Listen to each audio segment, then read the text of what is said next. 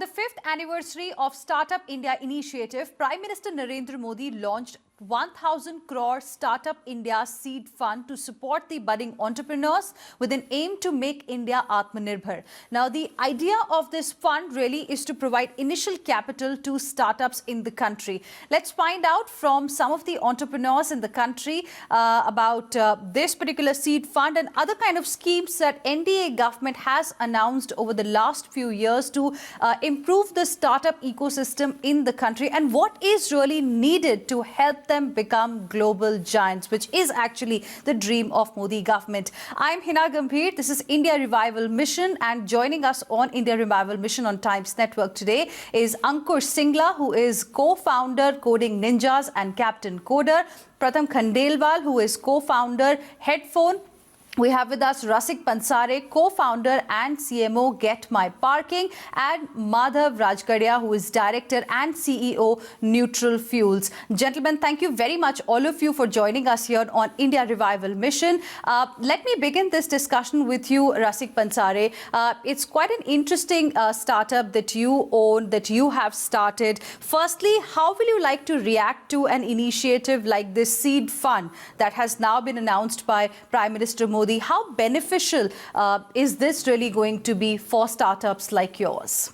So thanks, Hina, for inviting me here to represent Get My Parking. This kind of fund is, of course, beneficial for startups because whatever economic and monetary support we can get to de-risk the hard journey of entrepreneurship is always welcome. So having said that, we are also a beneficiary of the previous fund that fund for funds that government had launched, because that fund had provided funding to Indian Insurance Network, and Indian Insurance Network is an investor in Get My Parking. So indirectly, even a startup like us benefited from it earlier. So it's definitely beneficial to take this hard journey. Can you explain to us a little bit, since you have used a similar kind of a scheme in the past, was it easy to get the benefit or was it challenging? So the key thing to understand here is that startups or entrepreneurs like us cannot directly go and ask for funding from government. It's the investors, the venture capital funds, who can go and ask for funding from government. So government has set up a fund of funds. So they don't directly invest for equity into startups. So my recommendation would be for entrepreneurs to go to, there's a list of investor funds which has been put up by the government, where they have given some grants and funding, and you can approach those investors for funding your venture. Okay. Mr. Madhav Rajgarhia, you started Neutral Fuels in 2019. How will you see, a seed fund like this one that has been announced by Prime Minister Modi and the fund of funds that's already in place? Did you ever try to use them? Thank you, Hina, for having me on the show, firstly. Yes. So, firstly, I think that it's a great initiative by the government that they've come up with something like this. I think that we should be doing much more, but it's a great start, given the fact that we are the third largest startup ecosystem in the world. Talking about Neutral Fuels, no, it was completely a bootstrapped initiative because we exist across 5 countries, and our entry into India was later in the day. More than the initiative of deploying 1,000 crores, as my dear friend said, the deployment process is key.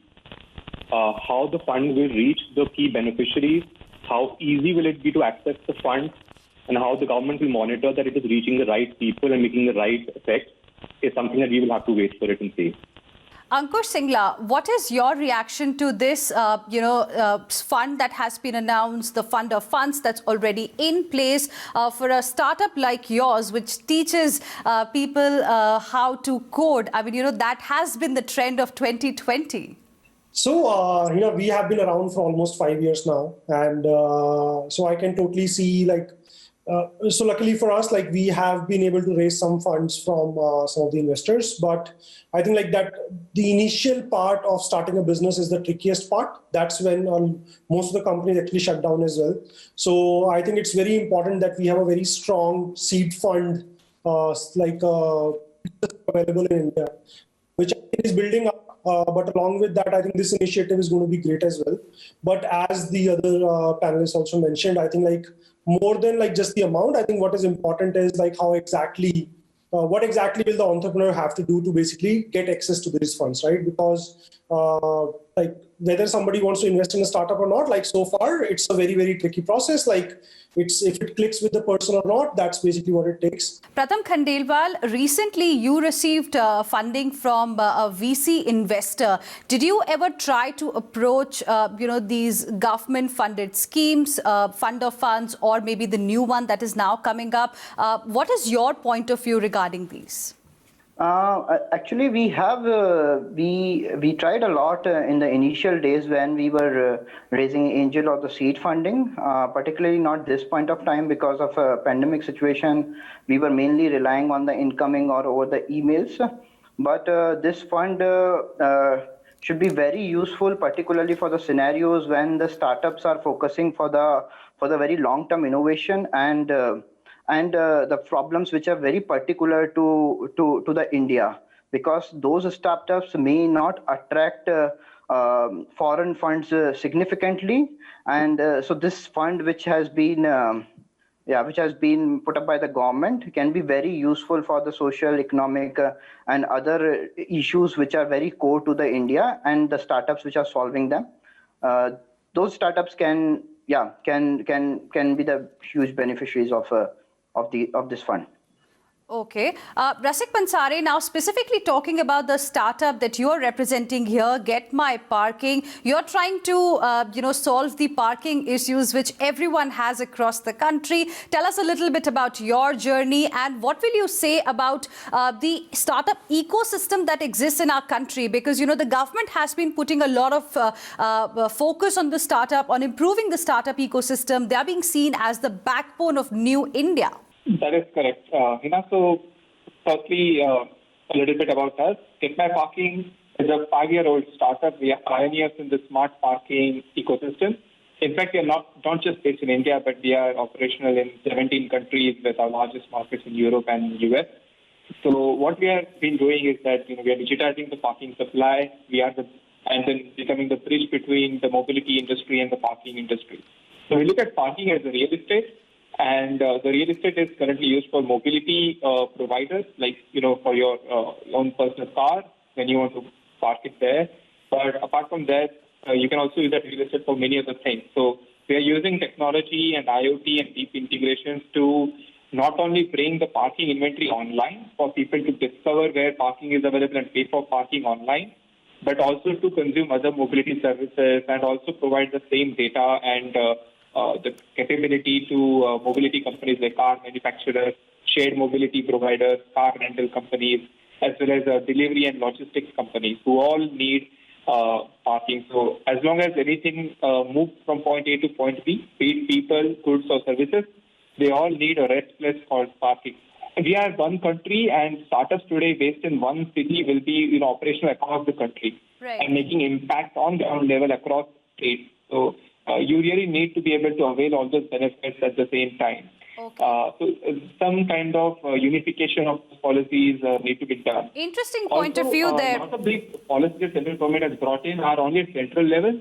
For a parking company like us, which works with parking at a municipal corporation level, those municipal corporation policies don't have a lot of intersection with central government policies. Okay. So kind of a mandate is also required. So a uniform policy is something that is needed at this point in time. Ankush, Singla, tell us how and what prompted you to start Coding Ninjas and also the kind of challenges you faced then. And do you think there has been any kind of an improvement in the way entrepreneurs do business here, or do you think more steps are needed for ease of doing business for budding entrepreneurs? Right. So regarding our story, right, so we started 5 years ago. I personally have been on both the ends, studying in India, studying in US, trying to hire, trying to get a job. And one thing that sort of stuck me is that everybody, there are so many software engineering jobs that we have in the industry right now, but people are not skilled to the level which they should be from their formal education. And it looked like there is definitely a need for somebody to step in and basically fill that gap so that people who are coming out of our colleges are actually skilled to get those jobs and actually do well in the industry, right? So that was the thought process how we started thinking about this. And like overall, it has been really great in terms of how how we have been able to scale. So for example, this year we'll be teaching close to 20,000 students, and 20,000, most of these are going to be engineering college students who are basically looking to get jobs in software engineering, right? So in terms of how hard it has been, I think building any business is hard. Now in terms of like building it from, I think like it has not been very, I would not say that the ease of doing business is that big a problem. Like I think we are, overall our country is doing pretty well in those terms. Okay. There are definitely like, I think with the GST, like there are a lot of things that can be done around that. But overall, I think we are moving in the right direction. Now, if I want to talk about like what potentially the government could do for us, I would definitely like to specifically focus a little bit on education. Okay. Right. So I think like especially during the pandemic, we have seen how online learning has been crucial in terms of being able to keep people learning even when they were at home. And I think like one thing that we would really want the government to look at is like the GST that we have on the online learning space that is at around 18% slab. Okay. We are really hoping that the government will potentially look at that and like give some relief to all the learners out there who want to upskill even when they are at home and they are not able to go to basically the formal education place, right? So that is one area that we really want the government to look at. Okay, I'll talk about your budget expectations as well a little later. But before that, let me go across to Madhav Rajgarhia as well. Madhav, now, you know, neutral fuels, as I was reading, it uses waste vegetable cooking oil to create biodiesel. You started it in 2019 and then 2020, the pandemic came into our lives. What kind of an impact did you see because of coronavirus pandemic, and what is the current status like?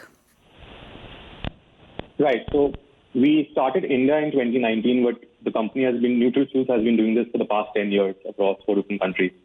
And the pandemic was a big blow to mankind as a whole. And yes, it was challenging. We pivoted to make sanitizers. We didn't get bogged down by the pandemic.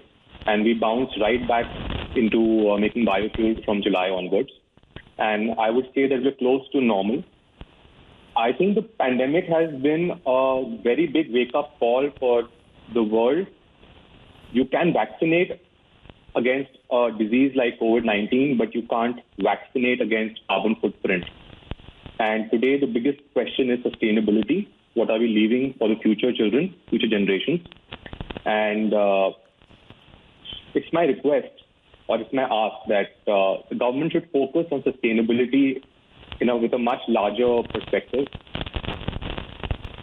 Our business is to convert used cooking oil into biofuel, and it affects people's lives in 2 different ways. It stops people from eating cancerous food, so it has a health quotient attached. And specifically for a country like India, who is dependent on import of fuel, 80% of its energy needs by direct import, it helps to, stabilize the balance of payments issue as well. But the biggest challenge that we have seen that across all other countries where we are operating, reducing your carbon footprint, a greener fuel, attracts a premium price, a healthy or commercially viable pricing. Right. But the sentiment in India is that it should be cheap, then only it's attractive. I think we should start assigning value to human life, to Mother Earth, and not run after cheaper fuel. We should go for building a greener planet. Okay, absolutely. That is the biggest takeaway of the pandemic as well. Sustainability and taking care of the environment, the health. Many teachings have come after the pandemic came to our life in 2020. Stay on with us. Pratham Khandelwal, what was the motivation really to leave Facebook and start Headfone? And what will you say about the startup ecosystem in our country? How can we really help our startups scale up and not remain dwarfs? Yeah, so to your first question, like what is the reason why we have left Facebook? And I think there are 2 parts to it. First, why I and actually along with my co-founder, we both have left Facebook, and secondly, like why we have come to India. So first, we wanted to do something of our own.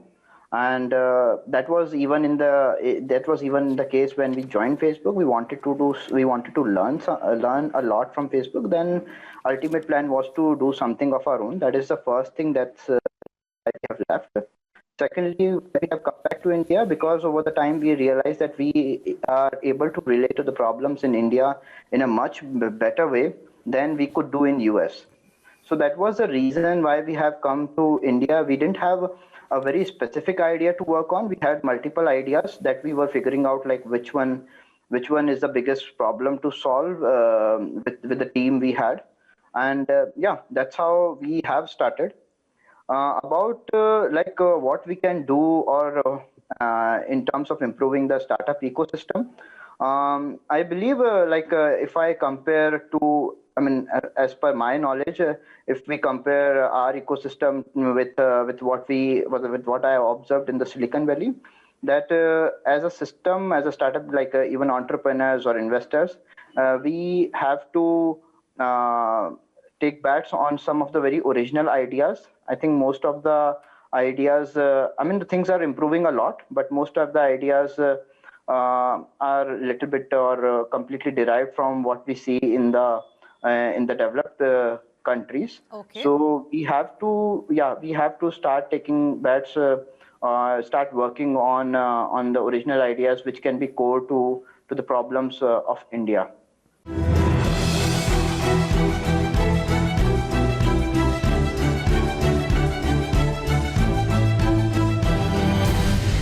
Gentlemen, now budget is also around the corner. Let's also ask you about your expectations from Finance Minister Nirmala Sitharaman, because this year the way focus has been on making India Atmanirbhar, the expectation is that there is going to be something for every sector to help economy come back on track, to help the economy get back on the pre-COVID level that we had earlier. Let's begin with Rasik Pansare. What is your wish list? My wish list is very clear. The central government should allocate some definitive budget to fund the urban real estate infrastructure upgradation. For example, parking lots. All the government parking lots don't have basic amenities like water, sewage, electricity, as well as security. So we need to upgrade this real estate, which is parking, which is just lying around in our urban centers, so that it can serve as a mobility hub for deliveries and other amenities, value-added services for the people living around those parking lot areas. Okay. Ankush, you've already told us one of your expectations. Do you have more expectations from the Finance Minister? I do have a long list, to be honest. We'll try to keep it short. So I think last time in the budget, the Finance Minister talked about how there is a plan around online degrees and how some of the universities will be able to give online degrees. So that was an announcement that was made during the budget. So on the similar lines, I think there is very with the pandemic, especially I think a strong learning that we should have is that we need to build a framework for edtech companies to actually play a role in the structured education system, the formal education system. By design, startups are able to manage and handle changes faster. They have the right tech inclination as well. And I think it's extremely important that we change the way our schools and colleges are working right now. And I think the best, and for that, they will have to adapt to technology. They will have to have the ability to change as per the requirements of the times are changing. Right. And I think edtech players can play a very, very important role there. And I think there is a requirement for edtech to be like all these companies who are doing extremely well in taking care of learners during these times should be able to contribute to the actual formal system as well. Madhav, what is it that you're expecting from the Finance Minister? I have two small requests from the Finance Minister. One, to remove the GST disparity between used cooking oil and biodiesel. Currently it's 5 and 12. It should be at a 5% flat rate. And the second big ask is there are talks that they're going to extend the benefits of capital-linked subsidy from the MSME to startups as well. They're going to extend that. In my view, startups are not in a position to raise capital from nationalized banks. We are not modeled in that way. Okay. So there should be a capital subsidy irrespective of whether you took a loan to buy it or you self-funded it.